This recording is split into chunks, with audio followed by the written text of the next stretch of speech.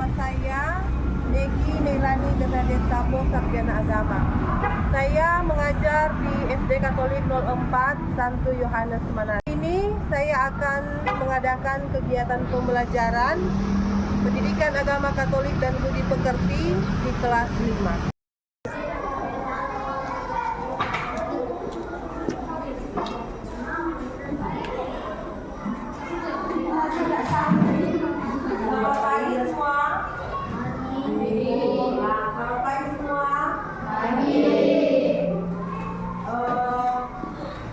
Hari ini kita akan belajar agama, tetapi sebelumnya ibu bertanya, apa kabar hari ini?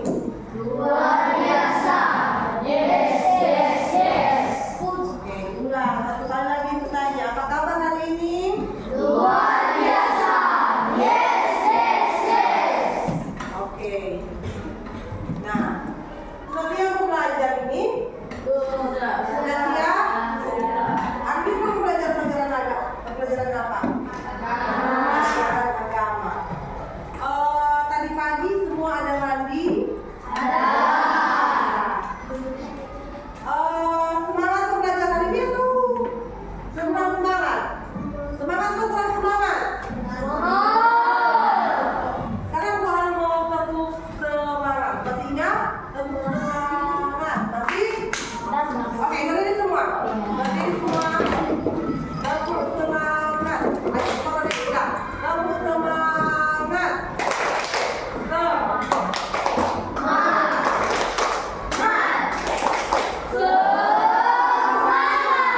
Oke, silakan duduk.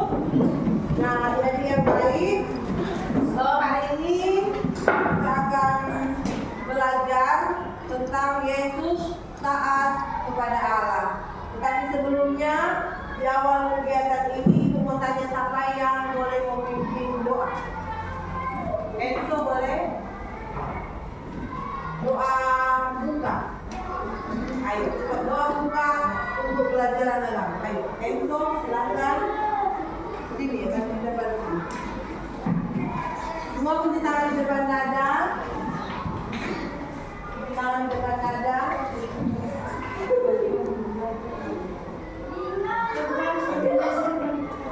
Dalam nama Bapa dan Putra dan Roh Kudus. Amin. Pagi hari ini kami bisa datang ke sekolah.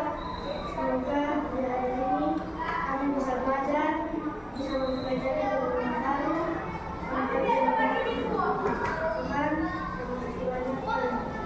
Dalam nama Bapa dan Putra dan Roh Kudus. Amin. Oke, terima kasih untuk adik Enzo. Nah, sekarang ada yang tahu lagu? Indonesia tanah air beta. Tahu? Oke, sekarang kita semua lagunya dalam 30 sempurna.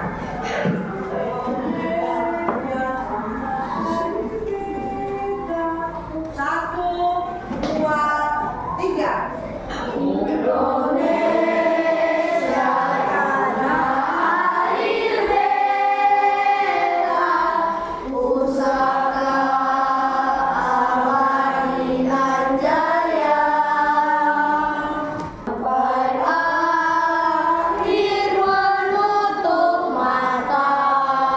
kasih tepuk tangan semua. Nah, adik-adik, jadi untuk kegiatan pembelajaran kita tentunya ada tujuan pembelajaran yang harus orang apa? Harus orang capai, ya. Nah, di sini Ibu akan menyampaikan tujuan apa saja yang akan kita capai dalam pembelajaran hari ini. Di sini Ibu ada taruh ada 5 tujuan, ya. Yang pertama, nanti sesudah kita belajar hari ini, kita diharapkan untuk dapat pertama, menceritakan secara singkat kisah Yesus digodai di padang gurun. Menjelaskan pengalaman ketika menghadapi godaan. Ya. Jadi itu kegiatan yang akan kita ikuti sepanjang pelajaran hari ini. Sebelumnya Ibu mau tanya, siapa-siapa yang tidak hadir hari ini? Siapa yang tidak hadir hari ini? Tiga. Ando, Kenneth, dan Eliezer. Oke, 3 orang tidak hadir hari ini. Nah, sekarang kita akan masuk pada kegiatan pembelajaran. Nah, sekarang ibu mau tanya dulu. Anak-anak pernah dengar kata godaan? Nah, ada yang tahu apa itu arti godaan? Apa? Sesuatu yang sesuatu yang memancing kamu supaya mau berbuat apa? Supaya berbuat jahat. Mantap. Ada lagi yang beda? Beda pendapat? Atau sama? Sama. Oke. Jadi godaan menurut kalian sesuatu hal yang memancing kita untuk melakukan sesuatu yang jahat. Ya. Nah, baik. Sekarang ibu mau tanya, dalam keseharian kamu, baik di sekolah, di rumah, di mana saja kamu berada, pernah tidak merasa digodai? Pernah. Siapa boleh sebut contoh apa? Contoh digodai ketika apa? Mau goda untuk apa dah? Apa? Siapa yang jawab pernah tadi angkat tangan? Jangan takut. Takut? Hah? Mika, digoda untuk apa? Betul, ini tidak pernah digoda. Siapa yang pernah digoda? Tadi yang pernah pernah angkat tangan. Maria. Saya pernah digoda pas dia ada puasa. Goda apa? Hah? Oh, ada puasa lalu digoda untuk memakan. Oh ya, itu termasuk godaan. Dia punya niat untuk berpuasa, tetapi ternyata dia digoda untuk makan, ya. Oke. Ketika ada godaan datang, bagaimana bisa berperasaan? Apa yang timbul pada pikiran, perasaan? Apa? Mau tak ikut godaan atau nyanda? Berarti waktu itu Michelle ada godaan, tapi ternyata apa? Dia menolak itu godaan. Di sini ibu mau kasih pertanyaan, ya, pertanyaan kritis. Nah, nanti ibu mau bahagi ini, kamu isi di sini, ya. Isi di sini pertanyaan-pertanyaan yang ada. Siapa lagi yang belum dapat? Ya, siapa? Ayo silakan. Ya, menit.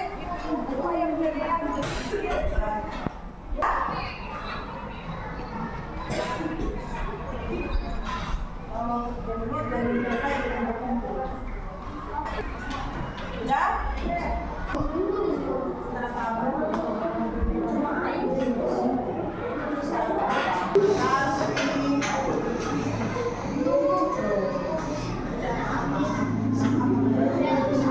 Kita akan melihat sebuah tayangan. Nanti lihat baik-baik, ya. Ini video. Harap tenang karena orangnya kecil. Judulnya teliti segala dan sebagainya. Bisa kelihatan di situ.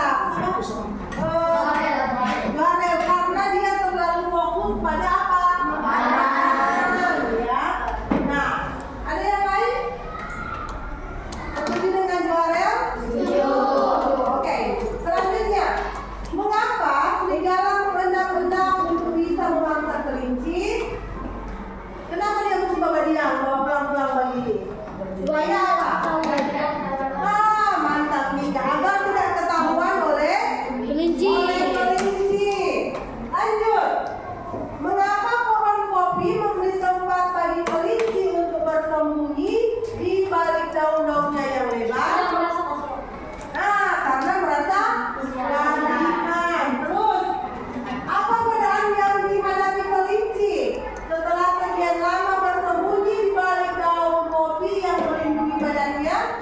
Apa udah? Kelinci karena bosan di situ maka dia makan di daun kopi. Nah, apa akibat yang dilakukan kelinci dari ketidakmampuannya menahan diri dari godaan? Apa yang kelinci alami?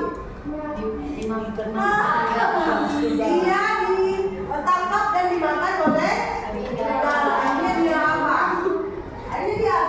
Mati. Sekarang ibu mau tanya, kira-kira dari kisah yang telah tonton bersama tadi, ada pesan apa yang hendak kamu ambil? Siapa bisa? Pesan apa? Angkat tangan, siapa yang bisa? Jangan terlalu tergoda. Jangan terlalu tergoda. Oke, ada lagi yang lain? Apa? Ada yang lain? Aiko? Ibu. Apa pesan yang Aiko bisa ambil? Habis Aiko baru siapa? Leon. Aiko apa? Itu kelinci dia tahu berterima kasih atau tidak? Tidak. Tidak, berarti orang harus apa? Misal di sini salah satu juga harus apa? Harus berterima kasih karena dia tidak tahu terima kasih maka membawa akibat yang tidak baik untuk dirinya, ya. Oke. Nah, jadi anak-anak kisah tentang kelinci, serigala dan pohon kopi mau menegaskan kepada kita supaya dalam orang berkehidupan sehari-hari pertama-tama yang Clara sudah bilang, orang tidak boleh terlalu fokus pada apa? Pada makanan, ya. Karena orang kelaparan, fokus pada makanan, orang tidak tahu sudah ada apa bahaya yang datang pada orang di kehidupan, ya. Kemudian contoh pesan yang kedua, jangan kita mengikuti sifat si kelinci. Dia sudah ditolong tetapi dia tidak tahu berterima kasih, ya. Nah, kemudian yang dikatakan oleh Daryl tadi, ya, itu yang paling pokok, orang jangan mudah untuk digodai, ya.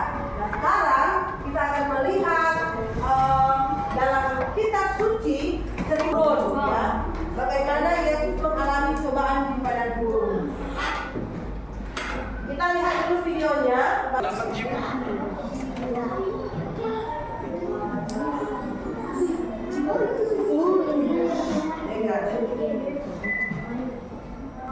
Hari 40 malam, Yesus tidak makan apa-apa.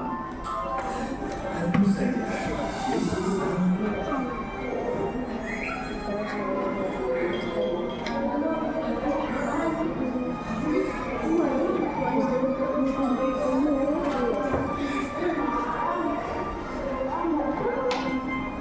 karena tahu bahwa Yesus lapar, iblis pun datang mencobai dia.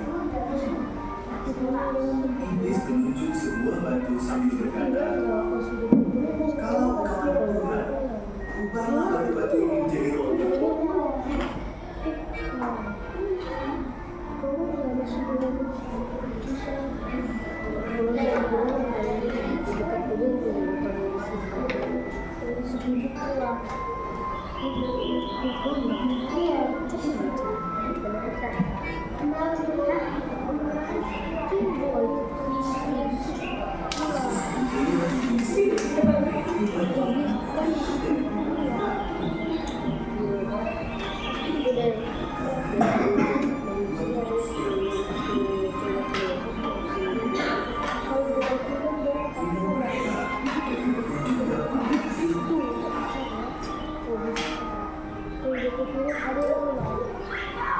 Tidak bisa itu.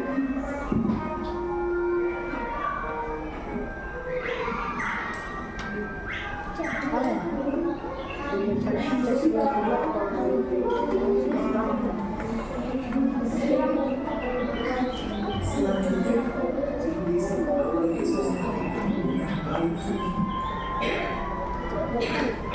Kalau engkau anak-anak, loncatlah dari sini. Bukankah Alkitab berkata bahwa malaikat-malaikat Tuhan pasti memarahi?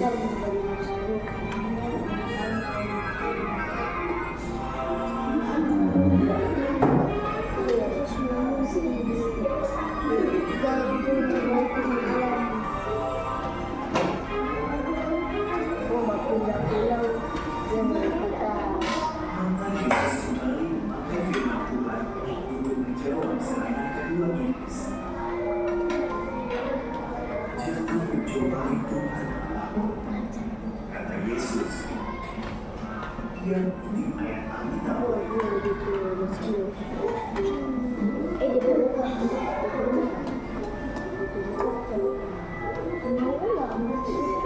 Yesus naik ke bukit. Semua tanda-tanda yang ada di dunia. Semua Yesus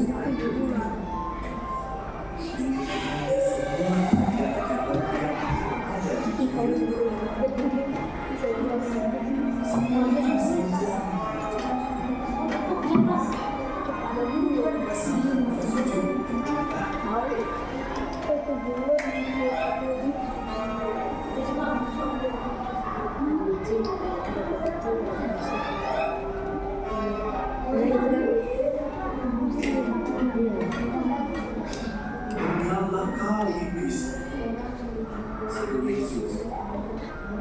Sekali lagi Yesus mengutip firman Tuhan.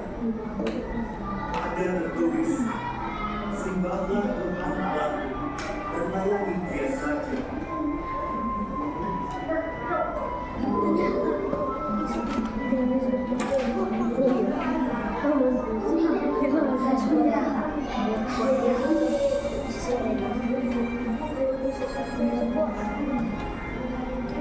Saat Yesus memulai, sebenarnya itu juga lalu datanglah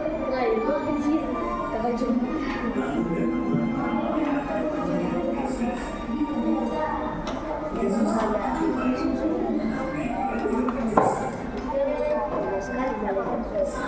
bisa.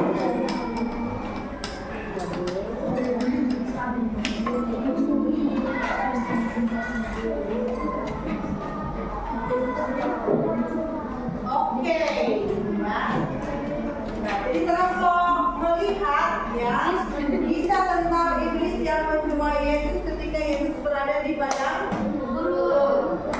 Nah, sekarang supaya lebih jelas ceritanya, kita akan membaca ya, tentang Yesus yang dicobai oleh iblis.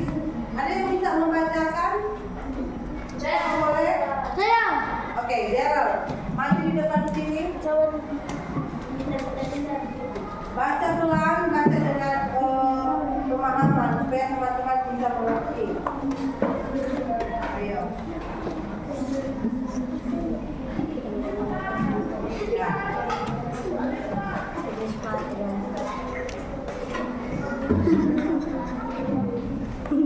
Oke, baca. Yang kedua, Tuhan pada yang lain mendengar. maka Yesus dibawa oleh Roh ke padang gurun untuk dicobai iblis. Dan setelah berpuasa 40 hari dan 40 malam, akhirnya laparlah Yesus. Lalu datanglah si pencoba itu dan berkata kepadanya, jika engkau anak Allah, perintahkanlah supaya batu ini menjadi roti. Tetapi Yesus menjawab, ada tertulis, manusia hidup bukan dari roti saja, tetapi dari setiap firman yang keluar dari mulut Allah. Kemudian iblis membawanya ke kota suci dan menempatkan dia di hubungan bait Allah. Lalu berkata kepadanya, jika engkau anak Allah, jatuhkanlah dirimu ke bawah, sebab ada tertulis mengenai engkau tidak akan memerintahkan malaikat-malaikatnya dan mereka akan memegang engkau di atas tangannya, supaya kakimu jangan terangkut kepada batu. Yesus berkata kepadanya, ada pula tertulis, janganlah engkau mencobai Tuhan Allahmu. Dan iblis membawanya pula ke atas gunung yang sangat tinggi dan memperlihatkan kepadanya semua kerajaan dunia dengan kemegahnya. Dan berkata kepadanya, semua itu akan kuberikan kepadamu jika engkau sendiri menyembah aku. Maka berkatalah Yesus kepadanya, menyalahkan iblis, sebab ada tertulis, engkau harus menyembah Tuhan Allahmu dan hanya kepada Dia sajalah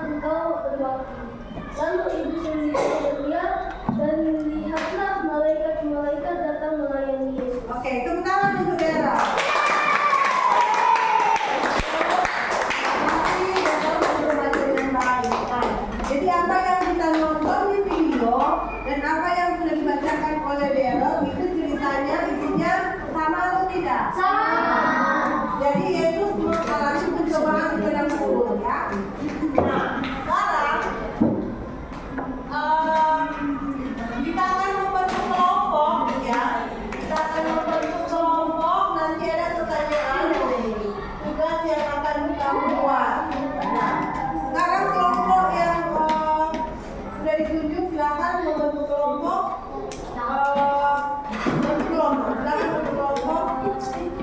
Ayo silakan buat kelompok. Yang 3 orang sudah di sini. Ini kan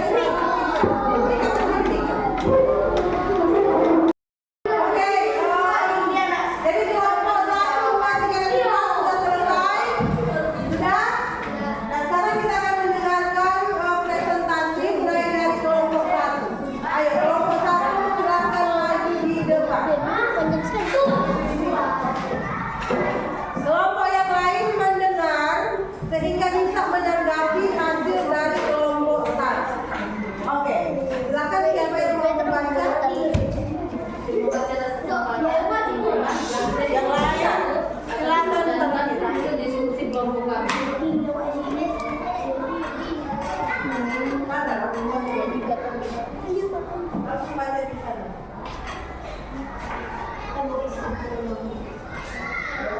Di manakah Yesus berpuasa?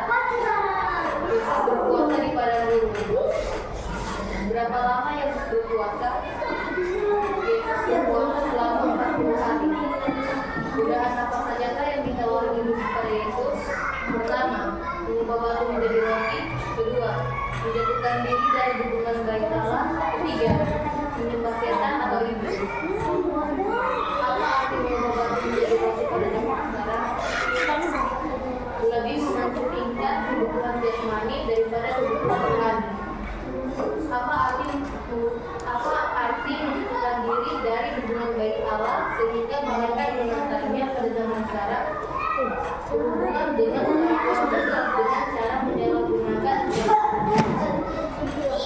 apa arti godaan menyembah setan dan menjadi setan dari hubungannya pada zaman sekarang berkaitan dengan kesempatan untuk memiliki atau menguasai. Bagaimana sikap Yesus dalam menghadapi berbagai godaan ditawar iblis? Ia menolak. Mengapa Yesus menolak semua godaan yang ditawar iblis kepadanya? Karena Yesus taat kepada Allah. Sikap apa yang diajarkan Yesus kepada kita dalam menghadapi godaan? Jika digodai, kita harus menolak.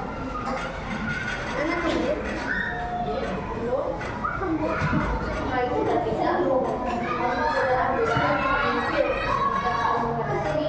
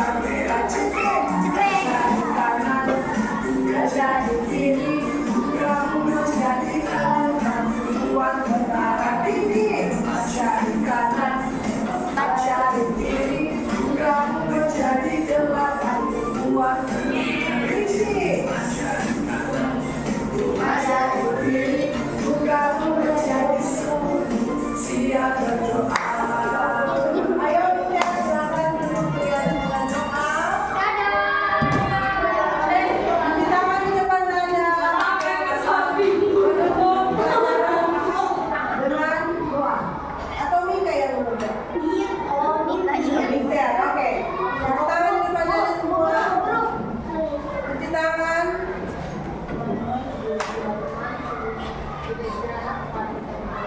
Dalam nama Bapa dan Putra dan Roh Kudus. Amin.